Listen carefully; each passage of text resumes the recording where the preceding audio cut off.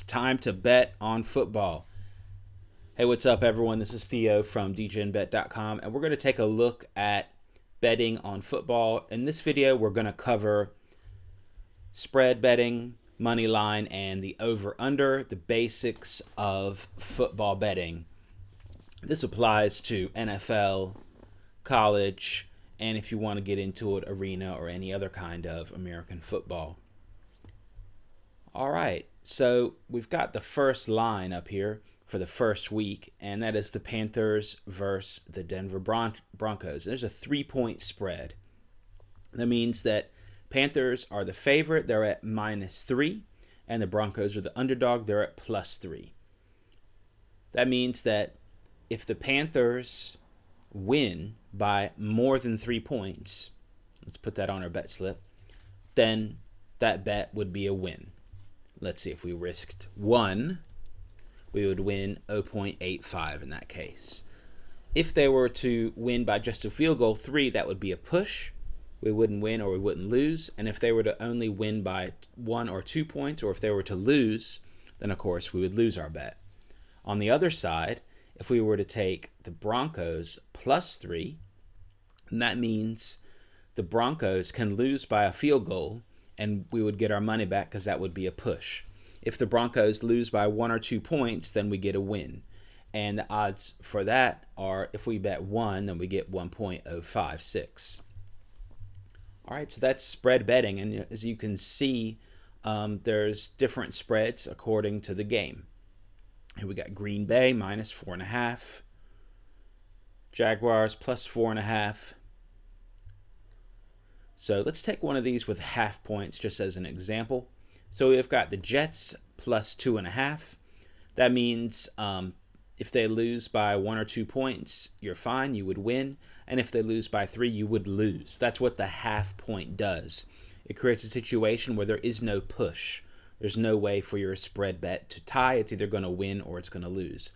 But when I had the example up here with, let's say, +3, and then if they were to lose by a field goal, then you would, and it was a single bet, then in that case, that single bet would be a push.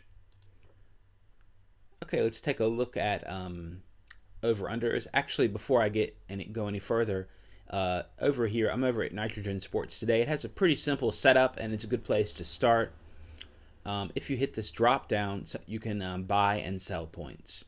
So that means you can change the spread, and as you change the spread, so do the odds. So we've got -3 here, but let's say I want it to go to -2.5. I want it to be a win as long as they win by a field goal. Then I could do that. And my odds are slightly lower there. There I got a -142, and the -3 was -118. Or you got your decimal right there if you prefer decimal. And same thing goes in the other direction. If I want to sell points, so when I go down, it's called buying points, and when I go up, it's called selling points in this case. I could say, I don't care, I think they're going to blow out Broncos, I think they're going to win by a touchdown, let's say, for example. Then I can go -4.5, and then I'll get +117. Of course, you can go the other way. We could buy 1.5 points here at 5 dimes and put Broncos up to 4.5. Or we could go down, sell some points, and put them just at +1.5. All right, this right here with ML, that's the so-called money line. That just means that team's going to win. If the team loses, or it's a tie after a bunch of overtimes, which is really rare in American football, then you lose. But that just means win, no spread. All I got to do is win. There you go. And the Broncos as the dog there is paying +155, and the Panthers as the favorite is -173. So money line's pretty easy to understand. There's no points involved. It's just picking the winner. That's what ML means, money line.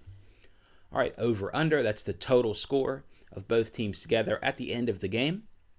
So it works the same way, and you can also buy and sell points here, just like we did with the spread. All right, that's basically it. That's how you bet in American football. You got to look at the spread, you got to look at the money line, or the totals. Some people specialize in spread betting. Some people specialize in totals.